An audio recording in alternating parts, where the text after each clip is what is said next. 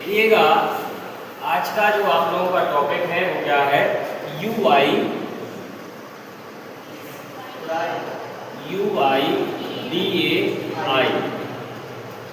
जिसका full form क्या होता है? Unique identification authority of India. UIDAI का फुल फॉर्म क्या होता है भैया?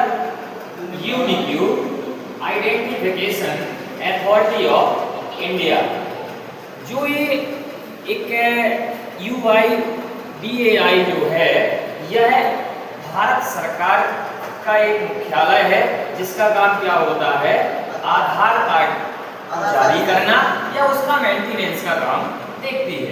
यह एक प्रकार की संस्था है जो भारत के सूचना एवं प्रौद्योगिकी मंत्रालय के अंतर्गत आती है।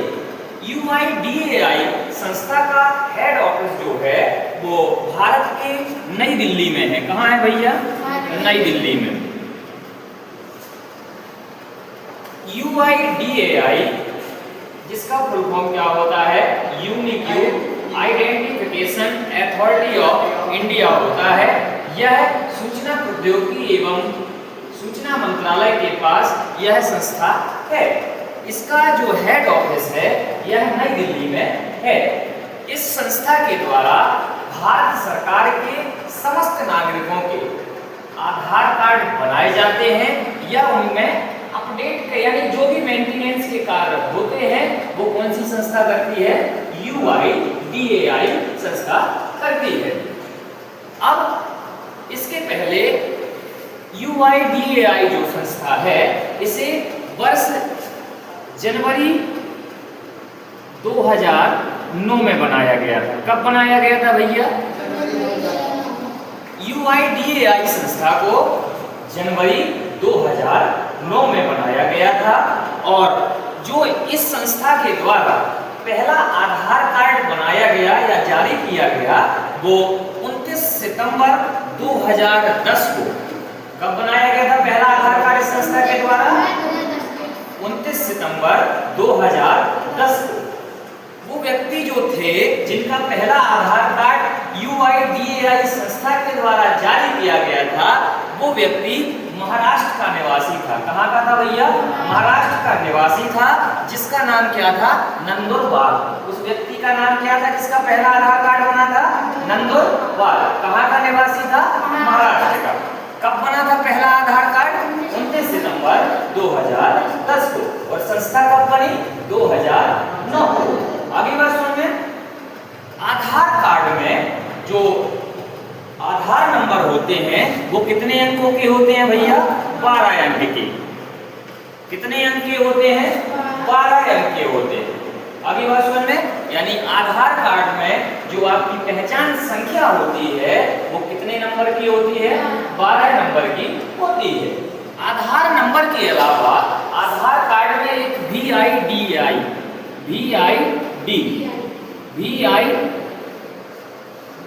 यानी वर्चुअल आईडी नंबर भी होता है।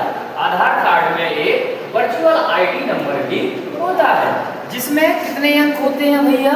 16 अंक होते हैं। कितने अंक होते हैं? 16 अंक। यानी आधार संख्या कितनी होती है? 12 अंकों की। कितने अंकों की होती है? 12 अंकों की। लेकिन वर्चुअल आईडी नंबर कितने अंकों का होता है? 16 अंक का। अगर आपके पास आधार नंबर नहीं है, वर्चुअल आईडी नंबर है, तो भी आप अपना आधार कार्ड प्राप्त कर सकते हैं। आपके पास अगर केवल मोबाइल नंबर बस है जो उस आधार कार्ड में रजिस्टर्ड है, तो आप उसके माध्यम से भी अपना आधार प्राप्त कर सकते हैं। अगली बात सुनिए। वर्चुअल नंबर रजिस्ट्रेशन नंबर नहीं, नामांकन नंबर एक अलग होता है, वर्चुअल आईडी नंबर एक अलग होता है। अगली बात सुनिए। समझ पा रहे हैं आप लोग? तो इसमें आपको केवल कितना याद रखना है भैया? UIDAI का फुल फॉर्म जो कि क्या होता है? Unique identification authority of India. यह सूचना प्रौद्योगिकी मंत्रालय के अंतर्गत आने वाली एक संस्था है जिसका हेड ऑफिस नई दिल्ली में है। इस संस्था के द्वारा भारत के समस्त नागरिकों की आधार कार्ड बनाए जाते हैं या उनका मेंटेनेंस किया जाता है। इस संस्था की जो स्थापना हुई थी वो जनवरी 2009 9 में हुई थी। कब हुई थी भैया? इस संस्था के द्वारा जो पहला आधार नंबर बनाया गया या आधार कार्ड जारी किया गया वो 29 सितंबर 2010 को महाराष्ट्र का एक व्यक्ति था जिसका नाम नंदोरपाल था। आगे बात समझ में? आधार कार्ड में 12 अंक होते हैं। कितने अंक होते हैं? 12 अंक की आपकी पहचान संख्या होती है।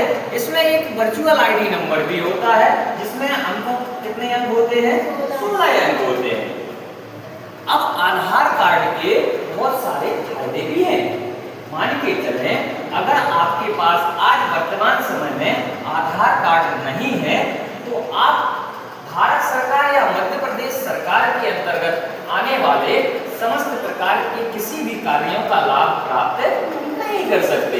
अगर आपको कॉलेज में एडमिशन लेना है तो भी आधार कार्ड की आवश्यकता है।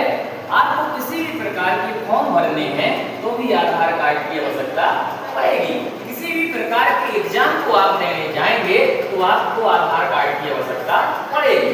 अब मान के चलें आपका रजिस्ट्रेशन हो गया, अगर आपके आधार में कोई समस्या है तो भारत सरकार या मध्य प्रदेश सरकार के द्वारा मिलने वाली आपको राशि जो आज वर्तमान समय में डीबीटी के माध्यम से ट्रांसफर की जाती है।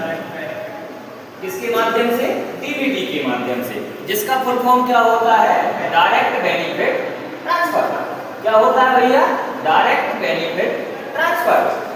अब बोलोगे सर ये क्या है? देखिए क्या होता है, जब मान के चले आए डीबीटी टेक्नोलॉजी नहीं थी तो क्या होता था, प्रत्येक अकाउंट के माध्यम से प्रत्येक व्यक्तियों को पैसे ट्रांसफर किए जाते थे। लेकिन आज वर्तमान समय में ऐसा नहीं होता है। आज कैसा होता है, आधार नंबर डीबीटी टेक्नोलॉजी के माध्यम से एक सिंगल क्लिक से लाखों करोड़ों लोगों के पैसा ट्रांसफर सरकार के द्वारा ट्रांसफर कर दिए जाते हैं। जैसे डीबीटी का एग्जाम्पल हम आपको बताएं, जैसे आज वर्तमान समय में लाडली बहना का पैसा हर महीने आता है। डीबीटी के माध्यम से किसान सम्मान निधि का पैसा आता है। डीबीटी के माध्यम से आपके स्कॉलरशिप का भी पैसा आता है। अभी बात सुनिए, डीबीटी के माध्यम से गैस सब्सिडी का पैसा भी आता है। यानी अगर आधार कार्ड नहीं है तो आपके अकाउंट में भारत सरकार के द्वारा किसी भी प्रकार के जो पैसे ट्रांसफर किए जा रहे हैं वो नहीं हो पाएंगे। क्यों नहीं हो पाएंगे? क्योंकि आज वर्तमान समय में आधार कार्ड से आपका अकाउंट क्या होता है? लिंक होता है। केवाईसी होती है ना। केवाईसी क्यों होती है? कि भैया आपके जो आधार कार्ड है, अकाउंट नंबर है, समग्र आईडी है, ये सब क्या हो जाए, एक दूसरे से कनेक्टेड रहे, एक दूसरे से मैच खाए। मतलब आपका नाम जो है वही आधार कार्ड में होना चाहिए, वही आपके अकाउंट में होना चाहिए। इसलिए बार बार गवर्नमेंट क्या करवाती है? केवाईसी करवाती है। अभी बात समझ में ना? तो डीबीटी के माध्यम से भी पैसा आता है। उसके लिए आवश्यकता किसकी पड़ती है? आधार कार्ड। आगे बात समझ में? अब आधार कार्ड अगर नहीं होता, मान के चले पहले आधार कार्ड नहीं था तो मुख्य पहचान क्या मानी जाती थी? वोटर आईडी का।